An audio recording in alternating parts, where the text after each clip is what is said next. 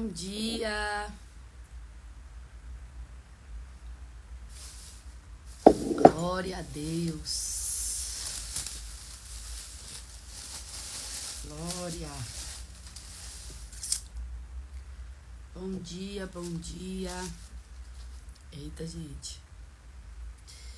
Oi, oi. Bom dia, benção. Helenice, benção. Glória a Deus. Ai, gente, eu tô tão feliz que nós vamos começar a ler João. É o meu evangelho preferido. Eu gosto muito do evangelho de João. Porque dentre os evangelhos, João, ele é um livro que fala de encontros de Jesus. É o livro que é o evangelho que mais ressalta os encontros de Jesus. E quem me conhece sabe o quanto que eu sou apaixonada em falar sobre, em viver isso, primeiramente, com certeza, sobre relacionamento com Deus. Porque se vocês forem aqui no meu perfil, vocês vão ver, escrito lá no meu perfil, te ajudo a encontrar a sua verdadeira identidade em Cristo. Então, falando sobre identidade, que é um tema que eu amo falar sobre, a base de tudo isso, ou para alcançar isso, é o relacionamento. É o relacionamento. Não tem como. É impossível você descobrir a sua identidade sem um relacionamento com Deus. Porque é na relação que Ele vai revelar a sua identidade. Então, esse evangelho, para mim, é especial por causa disso. Nós vamos ver vidas sendo transformadas através de encontros com Jesus. Ai, só de pensar, os meus olhos já enchem de lágrimas. Eu já penso em aquele grande dia. Já penso em viver com Ele toda a nossa vida. E isso será extraordinário. Será extraordinário. Extraordinário. E por isso eu gosto muito do Evangelho de João. Por ser o Evangelho mais relacional. Mostra o Verbo. Mostra o poderoso, o Filho de Deus, o Verbo vivo, aquele Deus que se esvazia de si para vir em forma humana, relacionar, ter encontros, para ter encontros com pessoas. E isso é incrível. Isso é incrível. Isso é poderoso. Isso é poderoso. Então, vamos começar, João. E aí eu quero te convidar a orar juntamente comigo. Vamos orar agradecendo ao Pai. Porque já estamos aí, no segundo dia dessa semana. E eu creio que grandes coisas o Senhor estará fazendo em nós e através de nós. Glória a Deus, aleluia. Senhor, eu quero agradecer-te pela tua bondade, pelo teu amor, pela tua misericórdia, que já estavam de pé quando levantamos, que já nos abraçou antes mesmo de sairmos da cama. O Senhor já veio em forma de graça, de misericórdia, e não deixou com que as nossas iniquidades, os nossos pecados, nos consumisse. Obrigada, Pai. Obrigada por esse amor. Obrigada pela tua graça. Obrigada. Tu és maravilhoso. E nesse dia, nós pedimos ao Senhor que nos ajude a buscarmos ainda mais do Senhor. A tua palavra nos diz que o Senhor é quem opera em nós tanto o querer quanto a força para o realizar. Por isso, em nome de Jesus, nos ajuda a te desejar mais. Nos ajude a nos esforçar mais para buscar o Senhor, para ter com o Senhor esse relacionamento. Nos ajude a buscar mais do Senhor esta revelação, direção para os nossos pés, para que nós venhamos, meu Pai, a estar cada vez mais perto do Senhor. Em nome de Jesus, em nome do Senhor Jesus, eu peço a Ti nesta hora, Pai, guia os nossos pés para mais perto do Senhor. Em nome do Senhor Jesus. Em nome do Senhor Jesus. Que o nosso coração esteja mais sensível e aquebrantado para o Senhor. Nos ensine, Espírito Santo, a amar mais, a honrar, a obedecer aos comandos do nosso Pai. Glória a Deus, glória a Deus. Em nome do Senhor Jesus. Em nome do Senhor Jesus. Glória a Deus. Vamos então para João, capítulo 1. A palavra tornou-se carne. Eita glória.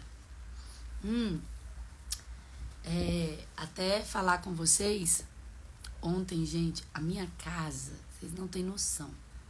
A Jo veio aqui, a menina que me ajuda, ela veio no sábado, mas até por causa do escritório, que tá de perna pro ar, acabou que ontem eu não fiz nada.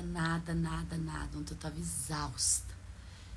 Eu tirei o dia, nem respondi mensagem de celular direito. Vou responder as mensagens aqui no celular. Mas eu quero falar com vocês também sobre algo que surgiu no coração de Deus e nós nos propusemos a obedecer, eu juntamente com outras mulheres. E nós vamos realizar um evento que eu creio que será um divisor de águas na nossa vida também. Um retiro para mulheres, e nós queremos muito que todas vocês possam participar. E aí eu vou falar mais tarde, tá? Hoje eu falo, mas mais tarde vocês podem aí esperar. Vou falar sobre o nosso retiro, que é exclusivo para mulheres, tá bom? E, gente, não é aquele retiro que você conhece de ministração, palavra. É algo totalmente diferente do que você já viveu, tá? É algo totalmente diferente do que você já viveu. E vai ser incrível. Vai ser incrível. Vamos? Então, fiquem aí espertas, ligadas, que mais tarde eu venho falar com vocês. Agora de manhã não, de tarde, tá? Porque de manhã eu vou arrumar essa casa aqui hoje, porque tá, de perna pro ar. Vamos lá, João, capítulo 1, tá escrito assim: no princípio era aquele que é a palavra. Ele estava com Deus e era Deus. Ele estava com Deus no princípio. Todas as coisas foram feitas por intermédio dele. Sem ele, nada do que existe teria sido feito. Nele estava a vida, e esta era a luz dos homens. A luz brilha nas trevas, e as trevas não a derrotaram. Surgiu um homem enviado por Deus chamado João. Ele veio como testemunha para testificar acerca da luz, a fim de que por meio dele todos os homens crescem. Ele próprio não era a luz, mas veio como testemunha da luz. Estava chegando ao mundo a verdadeira luz, que ilumina todos os homens. Aquele que é a palavra estava no mundo. Gente, eu acho isso tão poderoso, tão poderoso. Aquele que é a palavra estava no mundo. E o mundo foi feito por intermédio dele, mas o mundo não o reconheceu. Veio para o que era seu, mas os seus não o receberam. Contudo, aos que o receberam, aos que creram em seu nome, deu-lhes o direito de se tornarem filhos de Deus, os quais não nasceram por descendência natural, nem pela vontade da carne, que somos nós, nem pela vontade de algum homem, mas nasceram de Deus. Aquele que é a palavra tornou-se carne e viveu entre nós. Vimos a sua glória, glória como do unigênito vindo do Pai, cheio de graça e de verdade.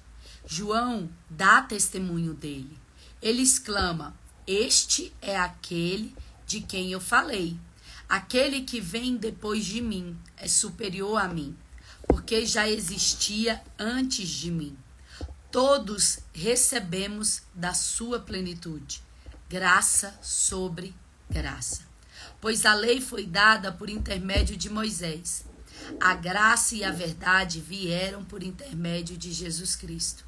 Ninguém jamais viu a Deus, mas o Deus unigênito que está junto ao Pai o tornou conhecido.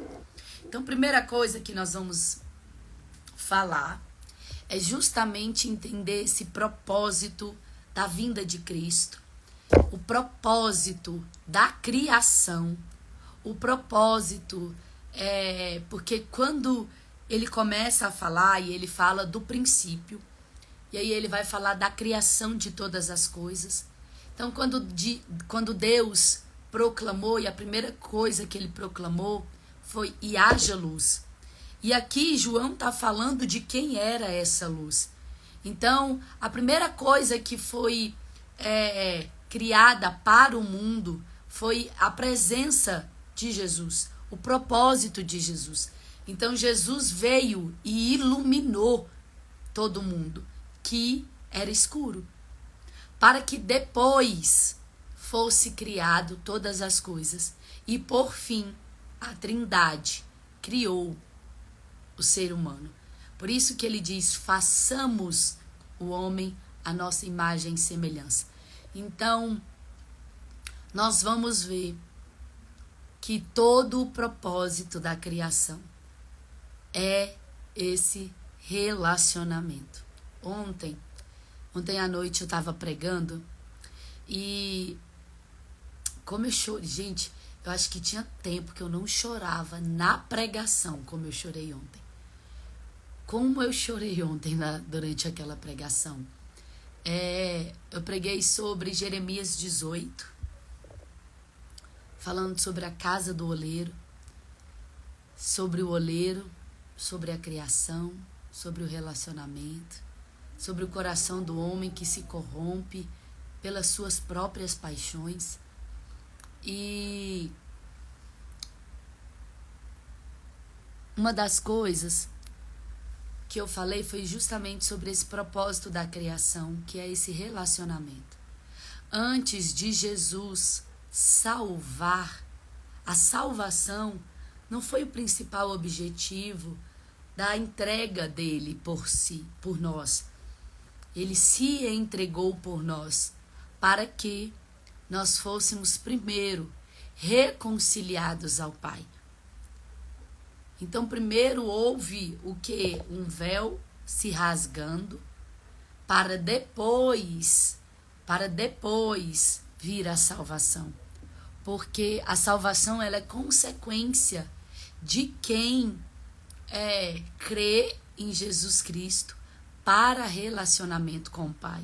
Porque crer em Jesus Cristo é você confessar o quê? Eu sou pecadora. Sou pecadora. Eu, por mim mesma, não poderia falar com o Pai, ter ou confessar Deus como Pai. Mas por causa de Cristo, agora eu creio que eu fui reconciliada com o Pai, para que então eu me tornasse salva. Eu fui salva. Eu fui salva eu fui resgatada. Nós fomos resgatadas daquele reino das trevas, sabe? Daquele lugar escuro, de um lamaçal de pecado. E nós fomos transportadas. Alguém nos pegou daquele lugar e nos colocou sobre um outro lugar. Agora, tendo vestes limpas, Ele purificou as nossas vestes. O seu sangue purificou as nossas vestes, que antes estavam sujas pelos nossos pecados. Mas agora, nós temos vestes limpas por causa do sangue do sacrifício de Jesus. E por causa desse sacrifício, agora eu posso ir falar diretamente com o Pai. Agora eu não preciso de um sacerdote, eu não preciso de um sumo sacerdote, agora eu não preciso de ninguém, senão do Pai. Do Pai. Eu posso ir diretamente ao Pai. E esse é o princípio da criação. É entender que eu fui criada para esse relacionamento. E a partir disso, toda a minha vida é transformada e mudada. Desse relacionamento. Entendam que a coisa mais importante e a coisa pela qual você mais deve lutar para permanecer é esse relacionamento. No sábado à tarde, eu falei sobre um pouco, princípios do casamento. E eu falei que para um bom casamento, não basta você conhecer do seu cônjuge. Então não adianta eu conhecer as características, personalidade, os jeitos, os trejeitos, temperamento. Não adianta eu ser uma boa conhecedora do meu marido se eu não tenho com ele um bom relacionamento. O que faz do meu casamento ter um sucesso, ser um sucesso ou não, é o quanto de intimidade que eu tenho com meu marido. Seja em conversas, em falar. E assim deve ser o nosso relacionamento com o nosso noivo. Nós precisamos ter relacionamento. Então não basta eu conhecer ele, saber do que ele gosta e fazer o que ele gosta. Eu preciso ser íntima dele. Um bom casamento se dá de uma parceria, de uma intimidade, aonde eu não posso ter vergonha dele. Eu não posso ter vergonha dele. E é assim que nós devemos olhar e nos relacionar. Um relacionamento sem vergonha, aonde seja coisas boas ou seja coisas ruins, eu preciso fazer-me conhecida a ele. Então, mostrar todas as minhas vulnerabilidades, todas as minhas fragilidades, todas as minhas fraquezas. E entender que, apesar delas, ele continua estando perto, se relacionando. Ele continua. Bora. João Batista nega ser ele o Cristo. Este foi, versículo 19, este foi o testemunho de João, quando os judeus de Jerusalém enviaram sacerdotes e levitas para lhe perguntarem quem ele era. Ele confessou e não negou, declarou abertamente: não sou o Cristo. Perguntaram-lhe: então, quem é você? É Elias? Ele disse: não sou. É profeta? Ele respondeu: não. Finalmente perguntaram: quem é você? Dê-nos uma resposta para que levemos aqueles que nos enviaram. Que diz você acerca de si próprio? E João respondeu com as palavras do profeta Isaías: eu sou a voz do que clama no deserto. Façam um caminho reto para o Senhor. Alguns fariseus que tinham sido enviados interrogaram-no.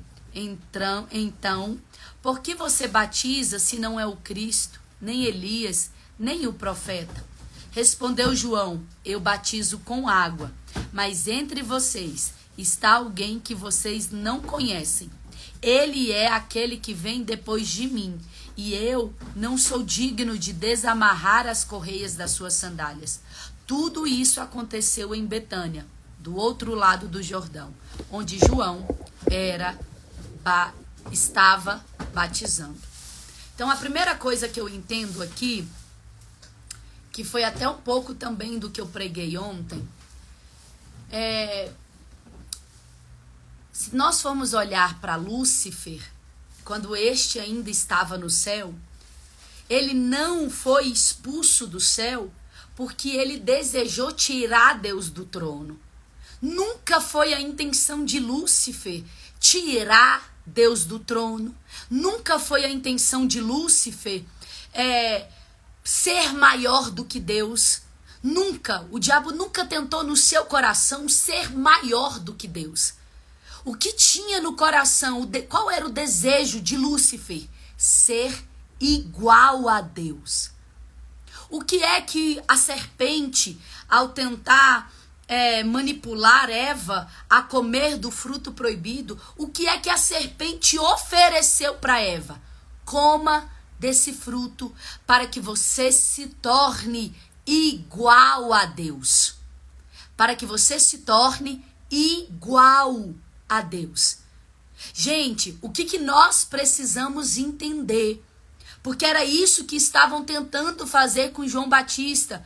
Mas João Batista, imediatamente ele falou: olha, eu não sou Cristo. Eu não sou Deus.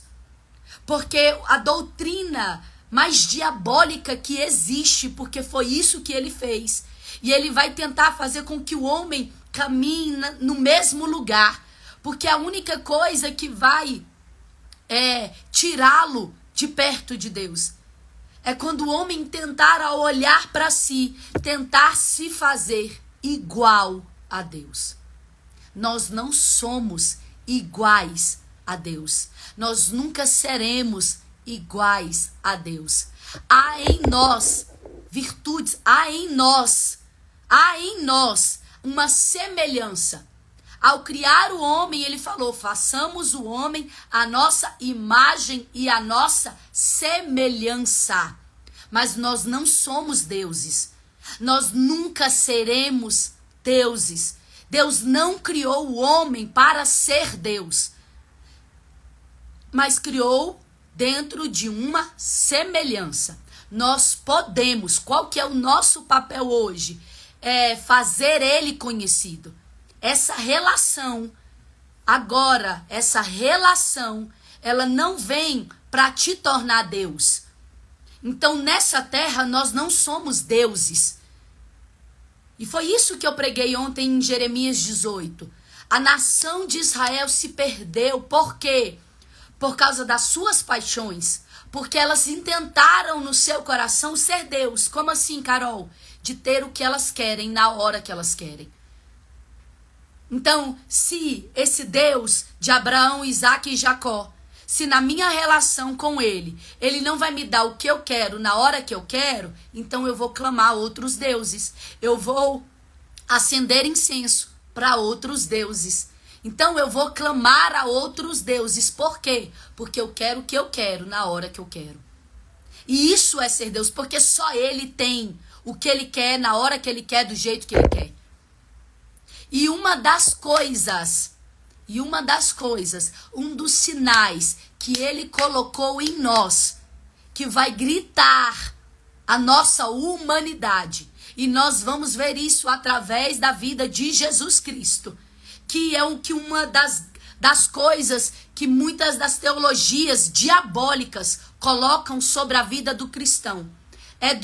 Vem para Cristo e pare de sofrer. Gente, o sofrimento é o carimbo em nós da nossa humanidade. Nós não somos deuses, por quê? Porque nós sofremos. Nós sofremos. É o sofrimento que vai gritar em nós. É o sofrimento que vai gritar em nós. Nós não somos deuses. A obediência a esse pai que não vai me dar o que eu quero. Sabe, uma das piores coisas que existem, e eu já falei muito sobre isso. Semana passada eu falei muito sobre isso, sobre legalismo. É porque eu obedeço, é porque eu subo o monte, é porque eu vou jejuar, é porque eu vou fazer um sacrifício para ter o que eu quero, para ter o marido que eu quero, para ter o filho que eu quero. E é a maior doutrina diabólica. Então, eu tenho que orar, eu tenho que jejuar, eu posso, se eu quiser, se o Senhor me direcionar, subir monte, descer monte, orar de madrugada, eu posso fazer essas coisas? Posso, mas não para ter o que eu quero, porque eu não sou Deus, mas para que eu me torne quem Ele quer que eu seja, enquanto eu não tenho o que eu quero. Enquanto eu olho para essa circunstância e não tenho o que eu quero. Quem eu sou? Porque a nação se perdeu nas suas paixões. Quando ela intentou no seu coração fazer o que ela queria, do jeito que ela queria, nós vamos nos perder dele, da relação dele. Por isso que João falou, eu não sou Cristo. Eu não sou Cristo.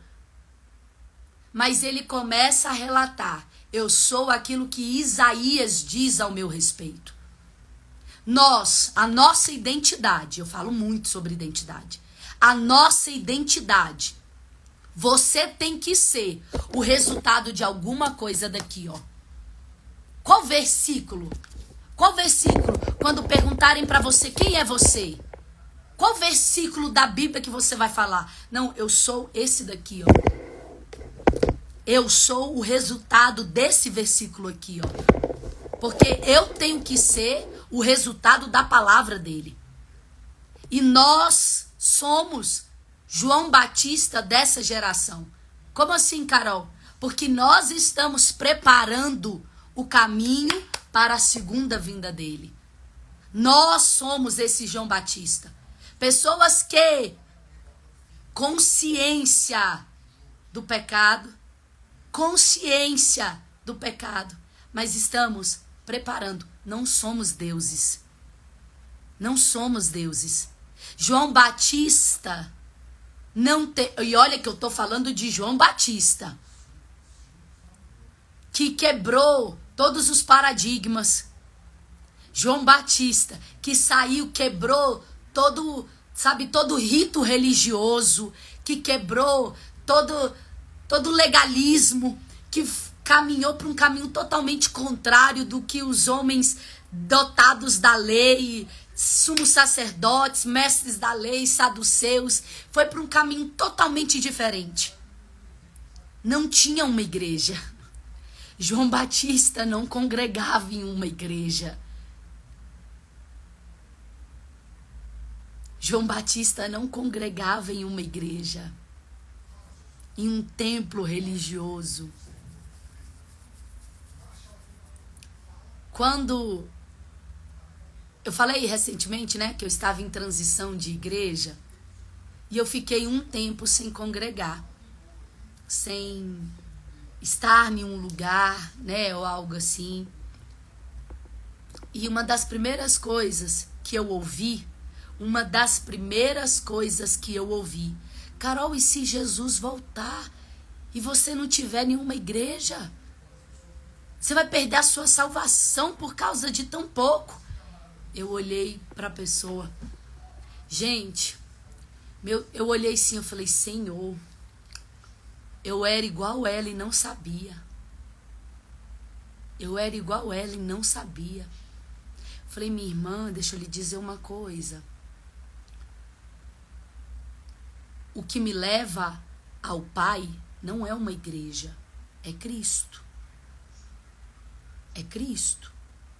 A igreja não é uma ponte. A igreja não é uma ponte. O que me leva ao Pai é Cristo. Eu não preciso, para ser salva, eu não preciso estar numa igreja. Estar numa igreja é assumir uma responsabilidade para entender que eu sou igreja. Eu sou igreja e por isso eu me reúno com outros irmãos para, por meio da comunhão, por meio do relacionamento, eu vou conhecer mais de Cristo. Para quê? Para buscar as ovelhas que estão perdidas. Então, essa reunião tem que ser um ajuntamento. Para quê? Para conhecer mais dele, mas também para decidir como isso vai acontecer. Para quê? Para que eu vá às ovelhas perdidas da casa do meu pai. Ovelha não vai para a igreja, ovelha está perdida. Quem vai para a igreja é um reino de sacerdotes. O que nós chamamos hoje de igreja, né? Esse templo. Por isso que eu falei para vocês, parem de achar que vocês são ovelhas. Vocês têm que entender que agora vocês são sacerdotes. Nós somos uma nação santa, um reino, não somos? Um reino de sacerdotes. Então, essa reunião de domingo que nós vamos, Deus não olha para a reunião, pera ali, tem um apóstolo, tem o bispo, tem o pastor, tem a diaconisa, tem o missionário, e ali, ó, as ovelhas. E as ovelhas? Não. Ali, ó, um ajuntamento de sacerdotes. Um ajuntamento de sacerdotes. Porque dentro da igreja ninguém tem mais do Espírito Santo do que outro. Eu já falei isso com vocês. Ou temos o Espírito Santo ou não temos. Ninguém tem mais, a oração de ninguém é mais poderosa do que de outra. Ou eu tenho fé que a minha oração é ouvida ou eu não tenho. A do pastor não é mais poderosa. O pastor não tem mais autoridade, não tem mais o Espírito Santo, não tem, sabe assim, nossa, parece que a oração dele chega mais rápido. Mentira. Mentira. É óbvio que é mentira. São autoridades abusivas. São mestres da lei que usam do seu poder para afastar o povo de Deus, para torná-los dependentes dele e não de Deus. Gente, eu já falei isso com vocês. As únicas pessoas que Jesus chamou de filhos do diabo não foi a prostituta, não foi os que estavam perdidos, não foi os cobradores de impostos, não foi. As únicas pessoas que Jesus chamou de filhos do diabo foram os mestres da lei, foram os sacerdotes, foram os fariseus, foram esses. Por quê? Porque usavam do seu conhecimento para abusar, usavam da sua autoridade para abusar do povo. Você quer sentar aqui, amor? Peraí, gente. Mediante a bagunça. Não, deixa aí. Eu só vou passar e imprimir sai. Eu vou lá pra mesa. Peraí. Que aqui tá uma bagunça. Eu vou tirar aí agora. Peraí, gente. Que ali tá uma bagunça. O que nós devemos tomar cuidado em toda religião que vai tirar da gente esse relacionamento. E foi o que eu falei para essa pessoa. Falei, minha irmã, hoje, mais do que hoje, na época, né, quando eu falei ali com ela, hoje, por exemplo, hoje, nós não estamos firmados em uma congregação. Ainda, apesar de, né, já crer, saber para onde iremos, creio nisso, mas não temos, não estamos. somos membros, eu já dizimo em um lugar. Eu já oferto, já dizimo em um lugar. Eu já tenho, né, o meu coração ali, tô esperando o sim, o amém do meu marido para irmos para um determinado lugar. Mas porque eu gosto da igreja. Eu não vou congregar para ser salva. Eu entendo que eu preciso da relação. Para quê? Para que eu não me perca. Porque eu vou dizer, eu não vou falar impossível, mas eu vou falar muito difícil. É muito difícil alguém permanecer. Não é ser salvo. Porque eu sou salva a partir do momento que eu creio em Jesus e eu confesso Ele como meu Senhor e Salvador. Então eu creio que pela fé eu já sou salva. Mas eu posso perder a salvação, né? Nós cremos nisso. Eu posso perder a salvação. Então congregar vai me ajudar a não perder a salvação. Por quê?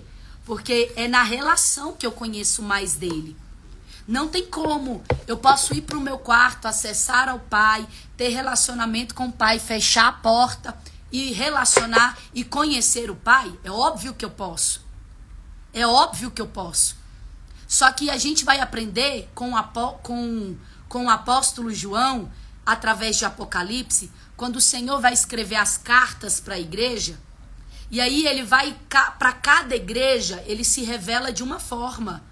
Olha, sou eu, a chave de Davi, aquele que abre e a porta que eu abro o homem não fecha. E aí ele vai se revelar para outro, olha, sou eu aquele que anda entre os 7 candelabros de ouro. E aí ele vai para cada igreja, ele vai se revelar de uma forma. Então o que nós devemos entender? Que a congregação, na congregação e relacionamento tanto com a minha igreja como outras igrejas, eu vou conhecer a totalidade de quem Deus é. Porque Deus não se revela para uma igreja. Nenhuma igreja tem a totalidade de quem Ele é. Para uma igreja ele se revela de uma forma. Para outra igreja ele vai se revelar de outra forma. Para uma igreja pode ser pecado a tatuagem. Sei lá. Pode ser que seja. Pode ser que seja. Para outro, pode ser que não seja. E aí? O que eu preciso entender? Que eu tenho que ser fiel àquilo que Ele me direciona. Mas não é porque Ele me cobra uma coisa fora do que está aqui, tá? Mandamentos, leis, isso daqui vale para todo mundo. Eu tô falando além do que está aqui. No que entra sobre dogmas, sobre costumes. O que eu preciso entender? Nenhum deles tem que ferir isso aqui, tá?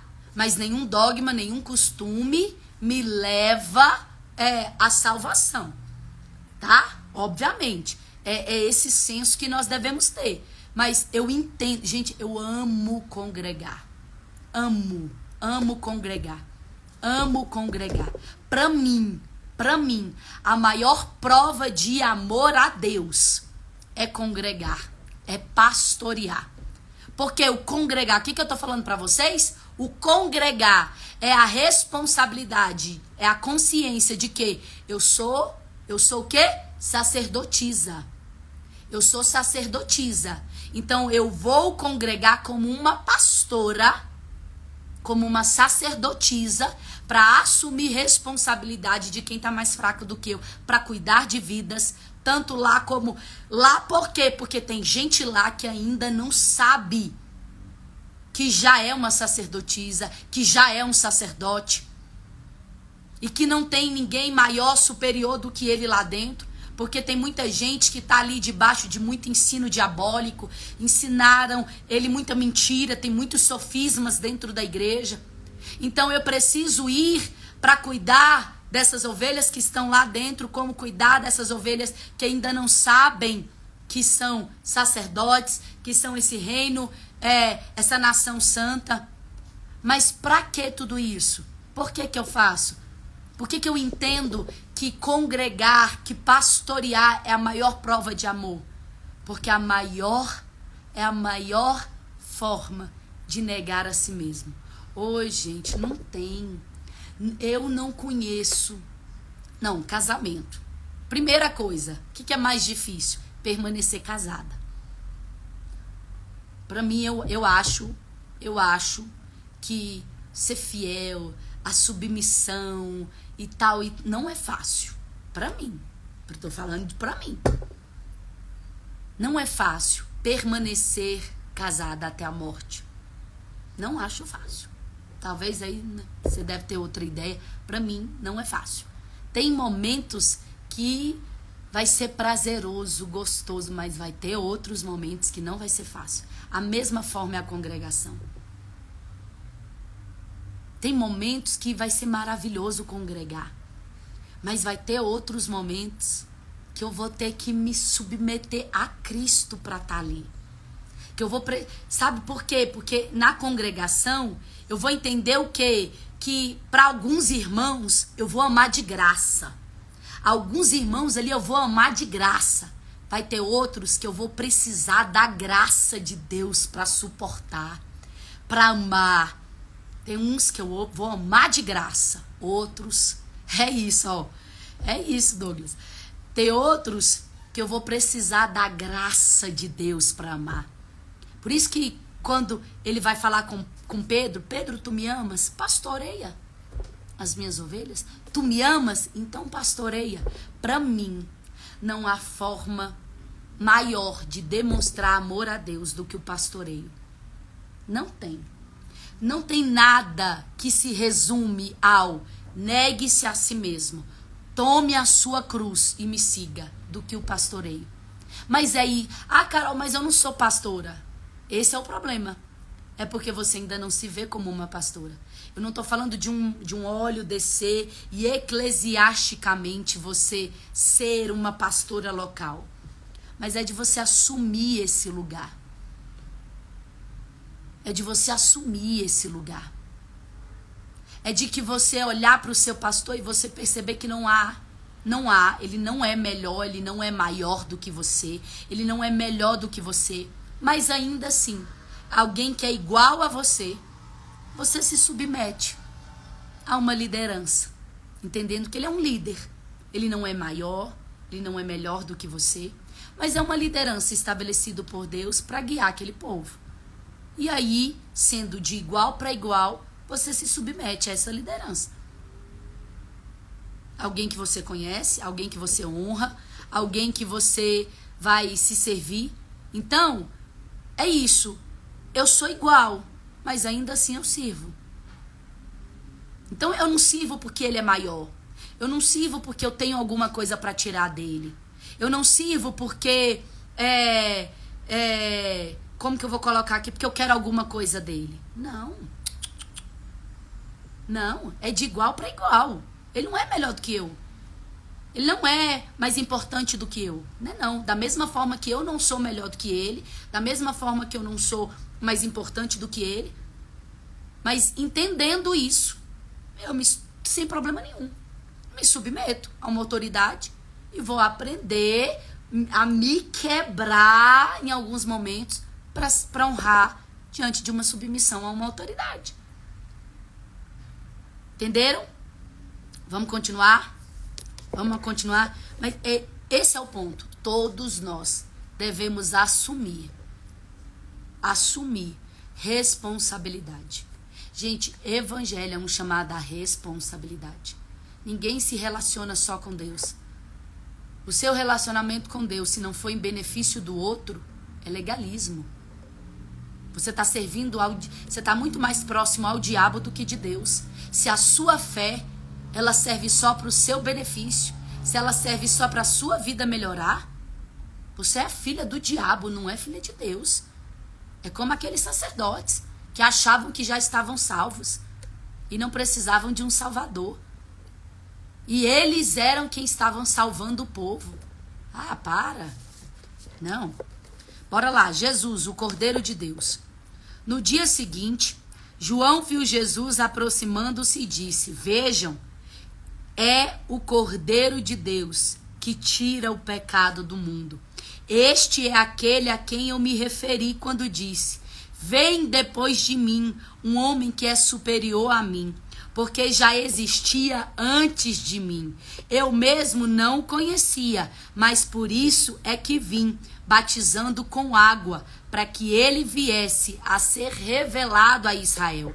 Então João deu o seguinte testemunho: eu vi o Espírito descer dos céus como pomba e permanecer sobre ele.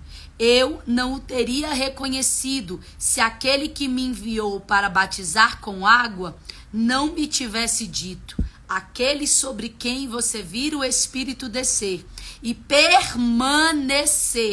este é o que batiza com o Espírito Santo. Eu vi e testifico que este é o Filho de Deus. E nós não batizamos com o Espírito Santo, tá? Então, vem cá que eu vou orar, porque na minha oração você vai ser batizado com o Espírito Santo. Isso é diabo, viu?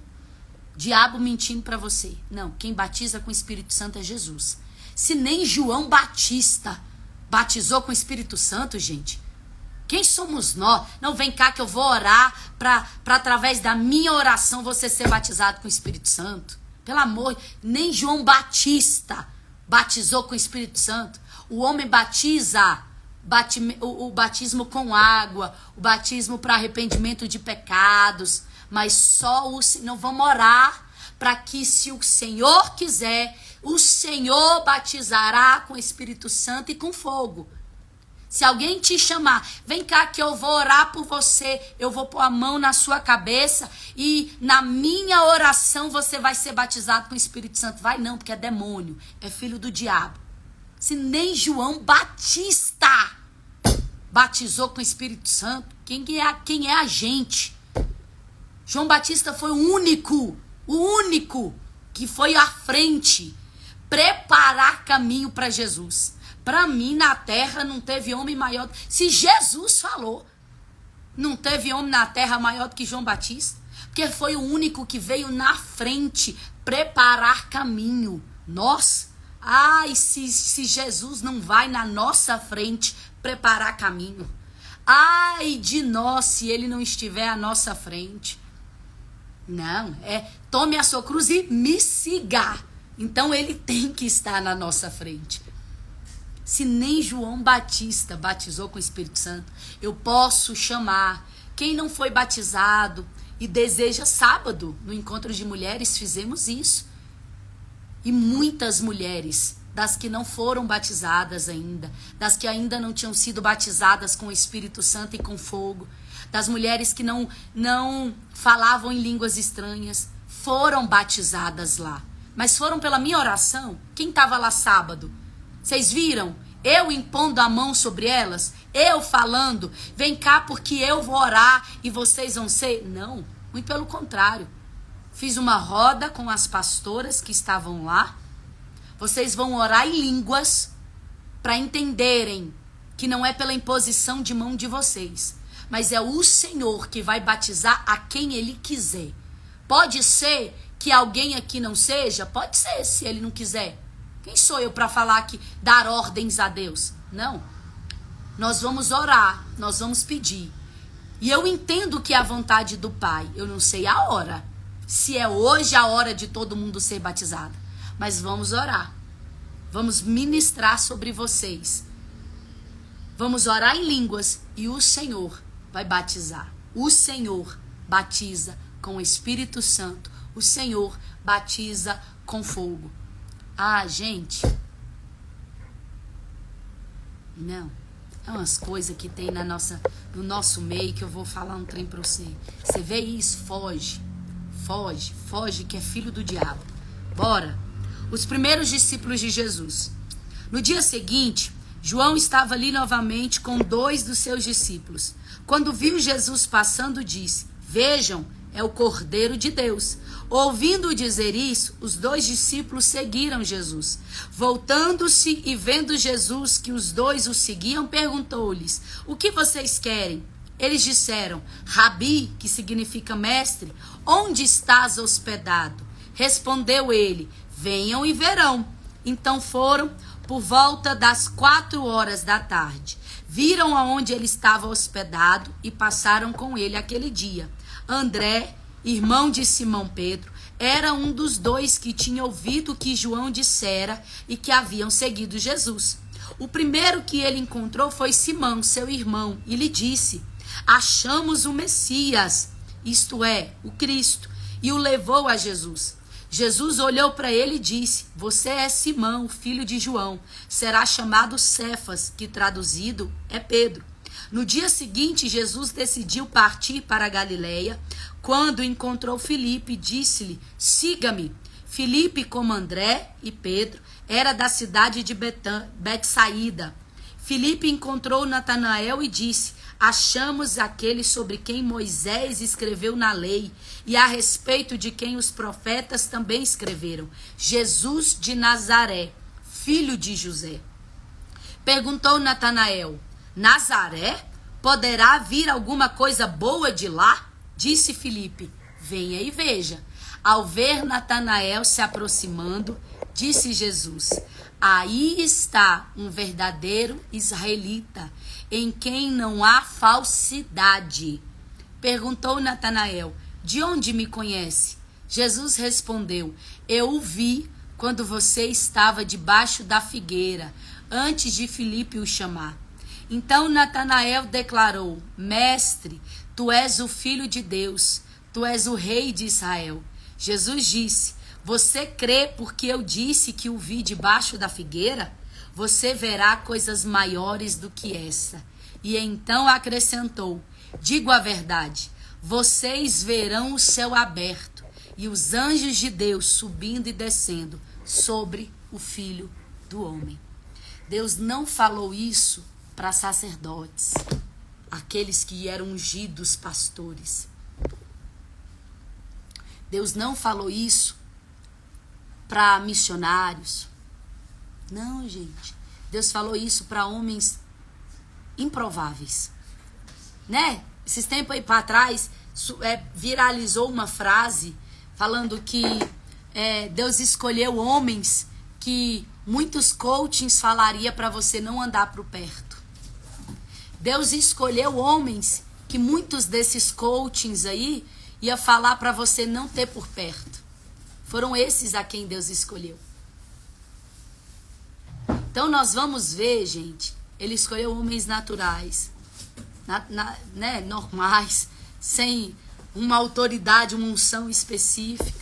Gente, a unção, ela é válida. Ela é válida. É de Deus você escolher e separar pessoas para cargos, para unções, para responsabilidades? É. Porque a ovelha, ela precisa de tratamento. O novo convertido, ela precisa de tratamento, ela precisa de ensino, ela precisa de instrução. Mas chega um certo momento que ela tem que caminhar por ela mesma.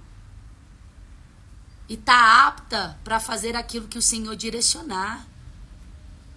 Ninguém é detentor, entendam isso aqui. Ninguém é detentor de uma verdade absoluta e de toda a revelação de Cristo, do Pai. Por isso a comunhão, ela é importante. Por isso o relacionamento é importante. Para quê? Para que na comunhão dos santos eu conheça mais de Deus. Para que na comunhão dos santos Deus ordena a paz, Deus ordena a bênção.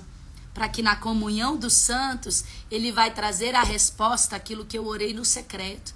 Por isso que a Bíblia diz: fecha a porta do teu quarto, vai para o teu quarto, fecha a porta, fale com teu pai em secreto e em público ele te responderá. É na congregação dos santos que ele responde aquela oração em público que nós fazemos.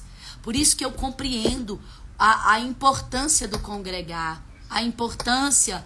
Eu não preciso congregar para ser salva. Eu não preciso estar dentro de uma igreja para ser salva. Mas é na congregação. É na comunhão dos santos. Não existe, tá? Não existe relacionamento com Deus que você vai viver sozinha. Ah, Carol, João Batista. Não, João Batista tinha os seus discípulos. João Batista tinha a sua igreja diferente, uma igreja totalmente diferente do que tinha. Tinha seus discípulos, tinha ensinamento, tinha batismo, tinha totalmente diferente, né? Então, é um convite aí pra gente não julgar o diferente, porque João Batista veio viver totalmente diferente do que se conhecia até ali. João Batista não estava num templo grandioso, e nada contra templos grandiosos, mas um templo grandioso não é sinal de uma presença de Deus. Da mesma forma que talvez você vai achar aí, eu vou fazer uma igreja aberta, uma igreja sem placa e tal. Mas cuidado, porque às vezes você também pode, ou se não tornar-se ainda mais julgador, se não se tornar ainda mais com o dedo apontado. Nós não somos assim, igual fulano, e também você vai se achar superior a ciclano porque não acha. Cuidado. Então, você está entendendo que a importância não é uma coisa ou outra? Não é onde você está, mas é quem você está se tornando na relação. Relação. Eu comecei falando com vocês sobre o quê? Relação. Relacione-se com Deus no secreto, mas vá para a comunidade manifestar o que você viveu no secreto. Igreja não é um lugar para receber. Eu posso receber? Posso. No dia mal, aí eu vou pelo testemunho do irmão, né? Eu vou ser cheia de fé, porque é pelo ouvir que a fé vem, e ouvindo a palavra de Deus. Então, sozinha, vai ter dias que eu não vou ter fé, mas aí eu preciso da congregação, da comunhão dos santos, para receber essa fé, para ser avivada ali. Mas nós precisamos voltar a compreender isso. Voltar, sabe, a não nos perder desse verdadeiro evangelho. Aonde eu vou para a congregação, na grande maioria dos dias, não é para receber, é para dar. Eu não vou para ser cheia. A grande maioria não. Pode ser que um dia que eu tô muito má, que eu tô, sabe assim, que eu tô ruim, que eu tô fraca na fé, eu vou precisar do meu irmão, que tá cheio. Mas na grande maioria dos meus dias, eu tenho que olhar para a congregação e eu vou para dar. Eu vou para ofertar. Em todos os sentidos, não só no financeiro. Em todos os sentidos. Por quê?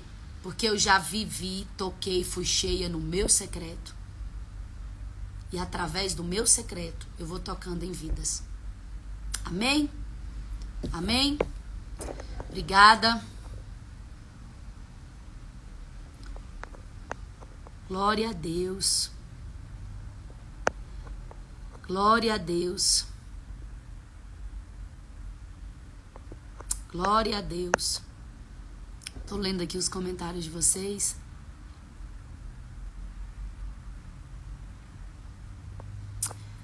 É bem isso aí, Thaís. Gente, então obrigada por hoje. Fiquem ligadas que nós vamos falar sobre outros encontros que nós teremos, sobre o retiro que nós vamos fazer.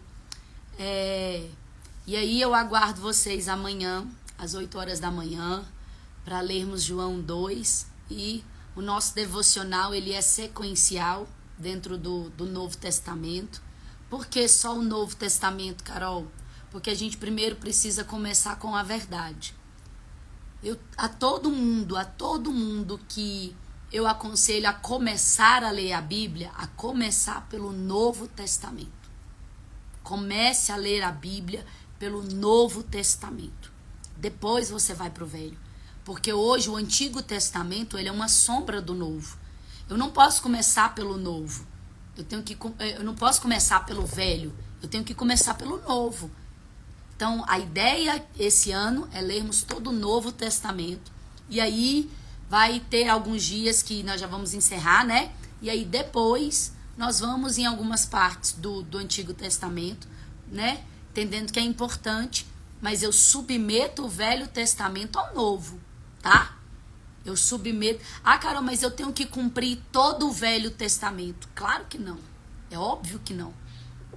É óbvio que não. Está escrito lá quando Deus deu ordem para o povo sacrificar. Você tem que sacrificar? Não. É óbvio que não. Cristo já foi o nosso sacrifício perfeito. Agora, o que eu tenho que fazer? Obedecer. A obediência, às vezes, vai ser o seu sacrifício. Você não vai querer, vai ser difícil. Então, comece pelo novo. Todas as vezes que você for começar a ler a Bíblia, eu aconselho.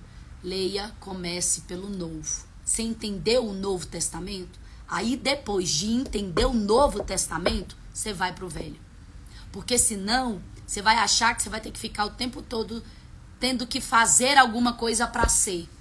E o Novo Testamento nos ensina que já somos e por isso devemos agir diferente. Então, eu não tenho que subir monte para ficar crente. Eu não tenho que orar para ser crente. Eu não tenho que orar para ser filha de Deus. Não, eu oro porque eu sou filha dele. Então, a oração me aproxima dele. Então, é o meu pai. Então, eu vou orar porque eu sou filha dele. Não é o que eu faço que vai me tornar. Primeiro eu descubro quem eu sou.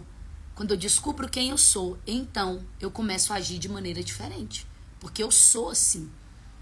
Eu não faço para me tornar. Mas isso é o Novo Testamento. Então, leia o Novo. Você compreendeu o Novo, depois você vai para o Velho. Aí depois você vai ler tudo aquilo dali, mas vai falar, ó, tá um Novo. Lembra que eu falei para vocês? Porque senão, já pensou? Você vai lá para o Salmos 1. Aí você lê lá. Que eu não posso me sentar na roda dos escarnecedores. Aí você vai achar que agora você não pode sentar na mesa da família que bebe. Por quê? Porque você não leu o Novo Testamento, Jesus sentando na roda de escarnecedores. Só que agora eu sento para influenciar. Mas eu tenho que sentar. Eu tenho que sentar. Mas no Antigo Testamento está dizendo, eu não posso me sentar na roda dos escarnecedores. Mas o Novo Testamento é diferente. Sente na roda dos escarnecedores e leve vida. Diga a eles que eles não são aquilo que eles estão fazendo. Traga a eles à memória quem Cristo é, o que Cristo fez. E então lembre eles de que eles não são o que eles estão fazendo. Mas você precisa disso. Compreender o novo. Não vá sentar na roda dos escarnecedores para mostrar a eles o pecado deles. Sem primeiro ter amor no seu coração por eles. Porque a doutrina sem amor, ela vai se tornar abusiva. E nós não podemos ser. Porque o abuso mata muito mais do que dá vida. Tá bom? Então, leiam o novo. Aprendam o novo. Mastiguem, comam o novo e depois vão para o Velho Testamento, Antigo Testamento, tá? E só depois vão para ele. Porque você vai ver e entender muita coisa lá com o entendimento de Cristo. Tá bom? Não estou desqualificando de maneira nenhuma. A Bíblia é a Bíblia por completa. Tá? Mas eu preciso ler o Antigo Testamento com a ótica do Novo Testamento. Tá bom? Então, beijo. Fiquem com Deus. E até amanhã, às 8 horas da manhã. Beijo. Fiquem com Deus.